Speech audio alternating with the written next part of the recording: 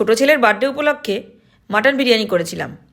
ভাবছেন তো খুব কষ্টসাধ্য কাজ? না না, একদমই নয়।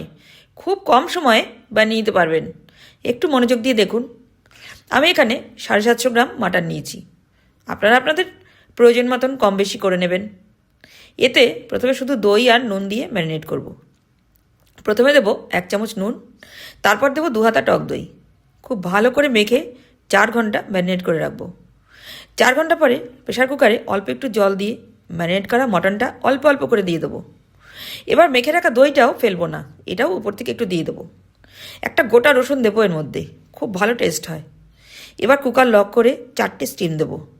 যতক্ষণ সিদ্ধ হয় তখন জাফরান মাখানো সিদ্ধ করা ডিম আর আলুগুলো একটু ভেজে নেব। এবার ভাতটা তৈরি করতে হবে।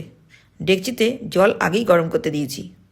ভালো করে ফুটে গেলে হাফ কেজি ভেজানো বাসমতি চালটা দিয়ে দেবো। সঙ্গে দেবো তেজপাতা, ছোটো এলাচ, লবঙ্গ, 2 চামচ নুন আর সাদা তেল। ভাতটা 80% হয়ে গেলে নামিয়ে নেব। এতক্ষণে মটনটাও 4টে স্টিম হয়ে গেছে। এবার কষাতে দেব। ওই ডিম আলু ভাজা তেলে দেবো তেজপাতা ফোড়ন। কিছুটা ভাজা হলে দেবো পেঁয়াজ বাটা। এবার দেবো আদা রসুন শুকনো লঙ্কা বাটা। বেশ কিছুটা কষা হলে যখন বেশ গাঢ় গাঢ় হয়ে আসবে, তেলটা বেশ ছেড়ে ছেড়ে আসবে, এই অবস্থায় সিদ্ধ করা মাটনটা দিয়ে দেবো। স্টকগুলো ফেলবো না, ওটাও হাতায় করে অল্প অল্প করে দিয়ে দেবো। এবার পুরোটাই দিয়ে দিলাম। এবার কষাতে হবে, উপর নিচ করে দেব। এবার দেবো 1 চামচ বিরিয়ানি মশলা, আবারও উপর নিচ করে দেবো। এবার কিছুক্ষণ হতে দেব। পুরো জলটাই শুকিয়ে গ্রেভি গ্রেভি হয়ে আসবে যখন এইরকম তেল ছেড়ে ছেড়ে আসবে, তখন বুঝবেন হয়ে গেছে।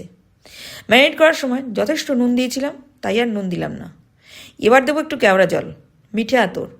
আবারও হালকা হাতে নাড়াচাড়া করব। এবার বিরিয়ানি লেয়ার করতে হবে। ডেকচিতে দেবো 1 চামচ ঘি। ঘি গলে গেলে দেবো 2 হাতা ভাত। চারিদিক সমান করে দেবো। ভেজে রাখা ডিম, আলু, পেঁয়াজ বেরেস্তা, কেওড়ার জল, মিঠে আতর। এবার দেবো মাংস আর বিরিয়ানি মশলা। এবার জাফরান দুধ। আবারও 2 হাতা ভাত। ডিম, আলু, পেঁয়াজ বেরেস্তা, কেওড়ার জল, মিঠে আতর, জাফরান দুধ, মাংস, বিরিয়ানি মশলা। আবারও ভাত দেবো।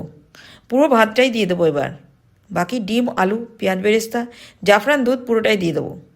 আবার একটু বিরিয়ানি মশলা দিয়ে সবশেষে একটু ঘি গরম করে দেব।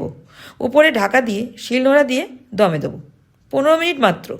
ঢাকনা খুলে দেখাচ্ছি, দেখুন, কি সুন্দর গন্ধ বেরিয়েছে। এবার সার্ভিং প্লেটে তুলে নিচ্ছি।